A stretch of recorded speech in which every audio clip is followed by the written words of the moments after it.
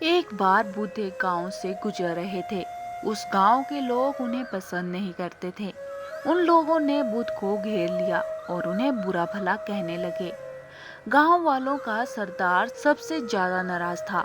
वो तो बुद्ध को गालियां ही देने लगा, पर बुद्ध इस सबसे बेपरवाह मन मन मुस्कुराते रहे। सरदार काफी देर तक बुद्ध को गालियां देता रहा, लेकिन कुछ ही देर में उसका मुंह सूखने लगा, जिससे वो चुप हो गया। ये देखकर बुद्ध बोले, अगर तुम्हारी बातें समाप्त हो गई हों तो मैं आगे बढ़ूं। मुझे आगे वाले गांव में जाना है। वहां के लोग मेरी प्रतीक्षा कर रहे होंगे। ये देखकर गांव का एक व्यक्ति बोला, हम लोग तुम्हारा अपमान कर रहे हैं, तुम्हें गालियां दे रहे हैं, लेकिन तुम इसका जवाब देने की बजाय मुस्कुरा रहे हो। तुम इसकी प्रतिक्रिया क्यों नहीं देते? बुद्ध बोले, बस तुमने आने में तनिक देर कर दी। यदि तुम 10 वर्ष पहले आए होते तो मजा आ जाता, क्योंकि 10 वर्ष पहले मैं भी तुम्हारी तरह था। अगर उस समय तुम मुझे बुरा भला कहते, गालियां देते, तो मैं भी क्रोधित हो जाता। मैं तुम्हें इससे भी अधिक गालियां देता। हो सकता है हाथापाई पर भी उतर आता। पर अब मैं आगे बढ़ गया हूँ। अपना क्रोध घृणा सब पीछे छोड़ आया हूँ।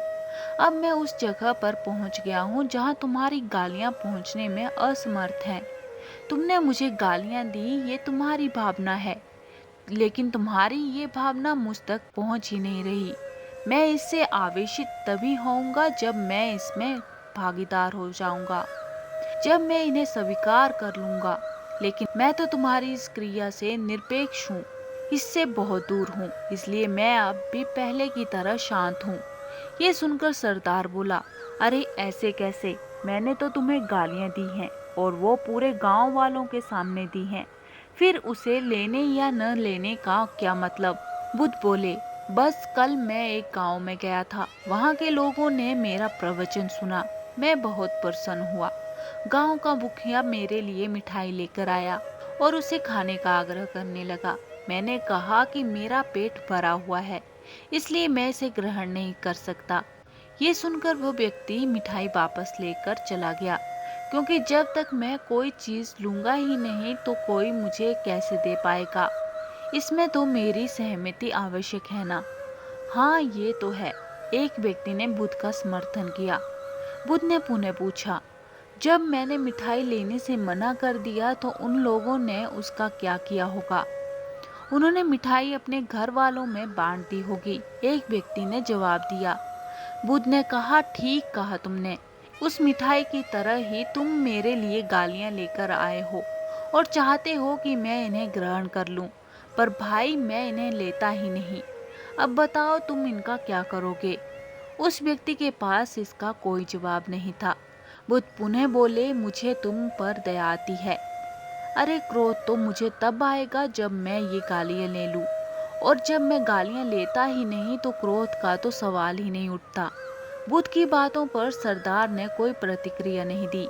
शायद वह कुछ सोच रहा था।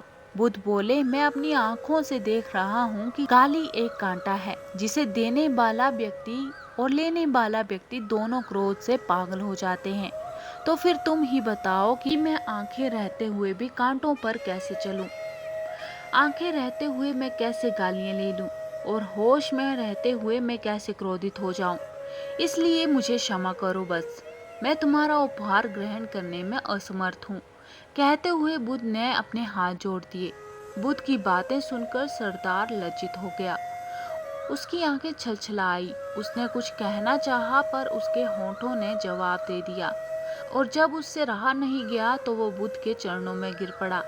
दोस्तों, हम में से ज्यादातर लोग यही समझते हैं कि हमारे दुखों का कारण कोई दूसरा व्यक्ति है, और जब हम ऐसा मानते हैं तो हम अपने स्वनियंत्रण की कमी और अक्षमता को अनदेखा कर रहे होते हैं।